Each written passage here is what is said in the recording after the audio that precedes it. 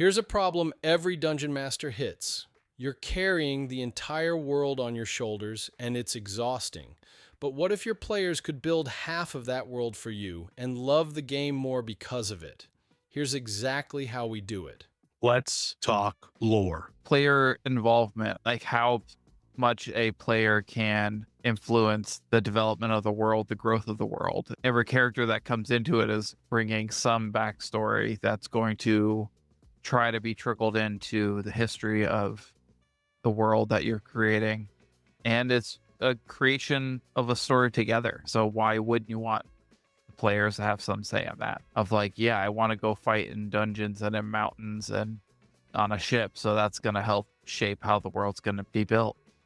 Do you have an example of, like, in our gameplay, an example of like a player, like either you or someone else, that did Yes. something to build the world that we... Absolutely. Well, and I will go to one of my favorite to my heart characters, Willibrandt. I created that whole cult in the Everglade that the party hasn't gone to visit yet. The cult to the Green Skull, that he sacrificed himself to be reborn as a green hero for a day. So, player power in world building. I feel like just world building in general. Let's just dumb it down, maybe. Like, you as a DM, you set the stage, but like it's always evolving. You set up a game, the players go a different direction. Now you just go with it, improv. A lot of the world building that I've experienced in our long ass game has been a lot of improv, and it's awesome. But the way that the players get involved, the DM is going to build the world, but the players fill it out. And that's how I would describe it. Like Wilbur. Wilbur dropped the bomb, and he was like, well, I've been studying the green skull, this like special item, like that you're looking for. I've been studying this. And like there's a cult that praises it, that type of thing. And now I have to build it. And like, so it gives you a little incentive or inspiration. I like to call player world building power is essentially like a powerful element of inspiration for the DM to use if he's in tune with players, right? Well, and it's part of the player's job in the game is to share with you what we're wanting to find, what we're wanting to explore, how we're wanting to interact with this world, and give you the little strings to pull to make the story great. Yeah. To fill out the world, because your world building is not just your cities and how the mountains are shaped, it's the people. Yes. And your backstories is creating that web of people into this world and the connections in this world. And as a player, you're making all the connections in your game and meeting new people and asking every bartender and every stall attendant their name and their whole life story, just so Spencer has to make it up all the time. Well, it's the forever DM.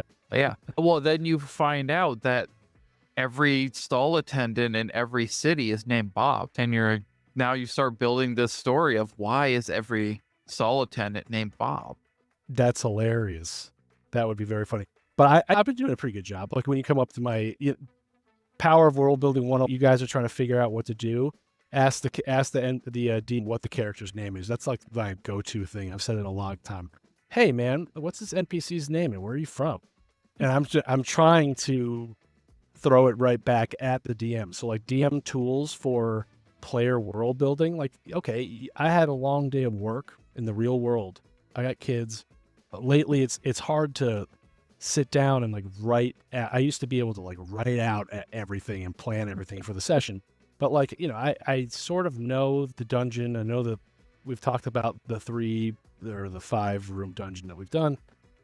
Easy to build, but like I don't have the fill. So one creative way to do it is just put it on the players. And one of the best ways to do it is to ask the players questions about their character.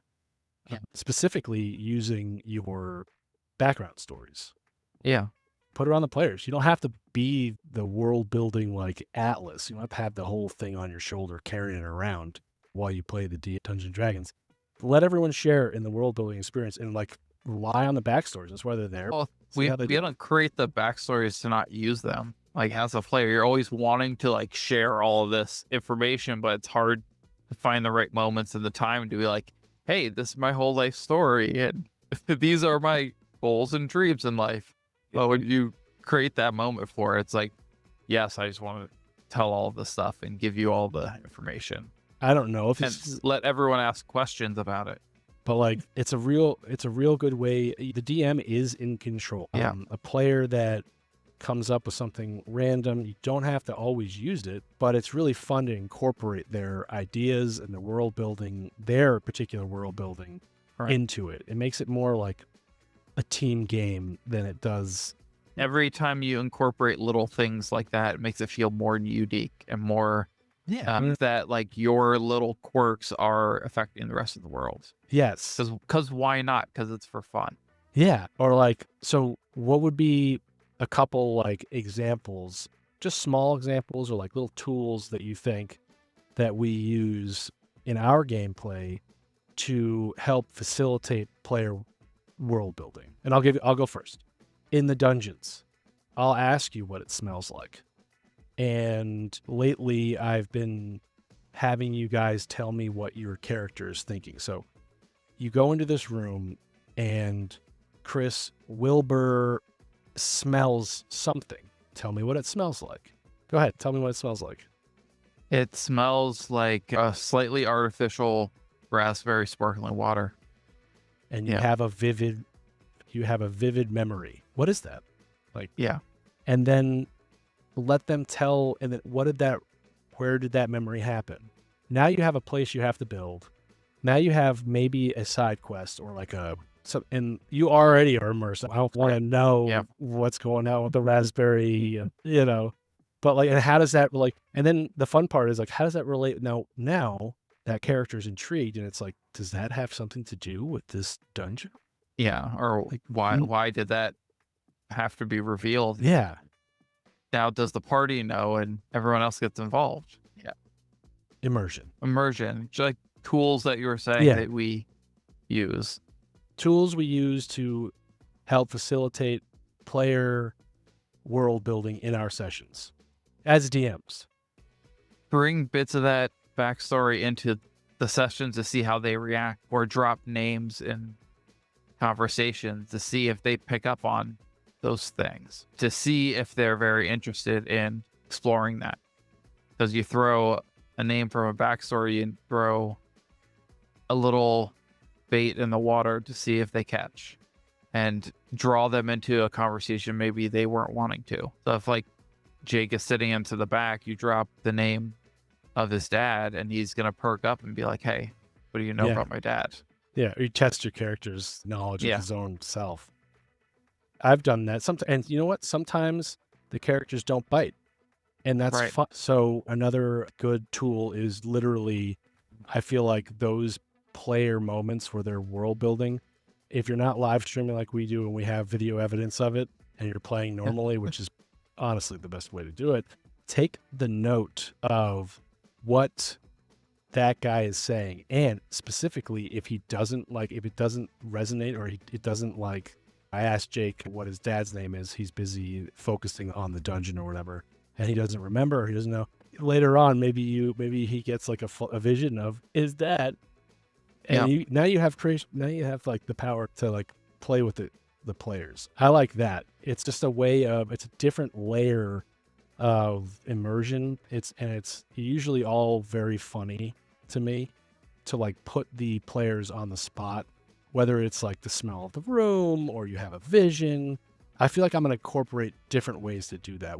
Let's scratch the tool question, just dive right into, what do you think there are different ways that you and I can use to incorporate player world building?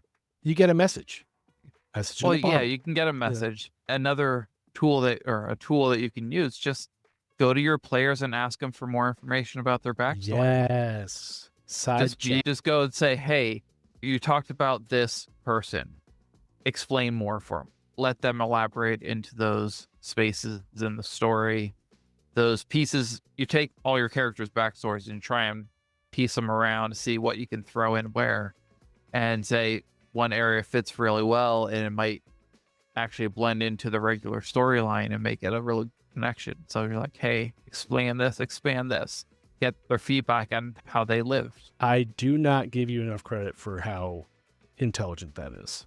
You are sometimes in this show. Like a DM strategy to like build on what you were saying was maybe you build the dungeon to be, or the session, around one specific character. Everyone's going to be playing in it, but like, Yeah. and imagine you had a player at a table and he's a little bit not as immersed or not as involved. He's just a quieter guy. Maybe he's an introvert or whatever.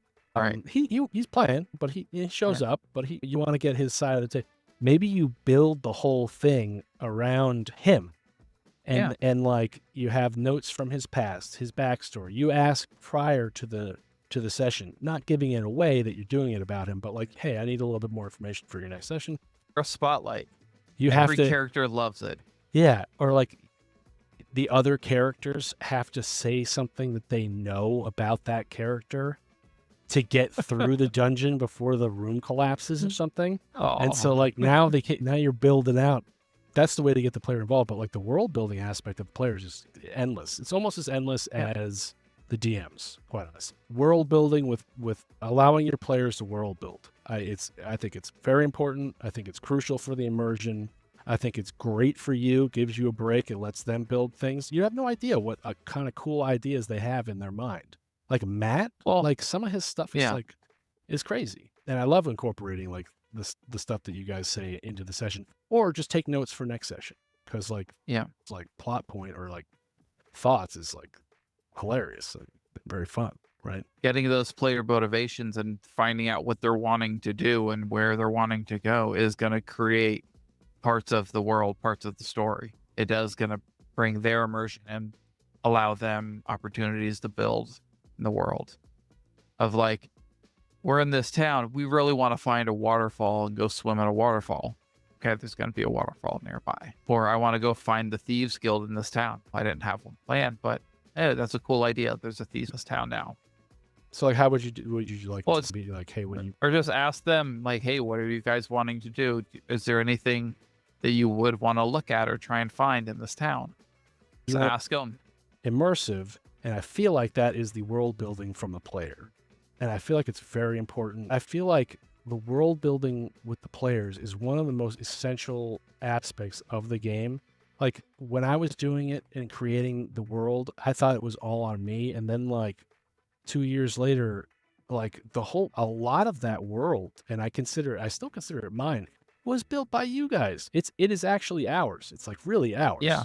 Well, and that's how it should be. It's because we're this whole shared story that we have created together. They get the backbone, the framework, the structure of it is your creation, and we're filling out the Christmas tree.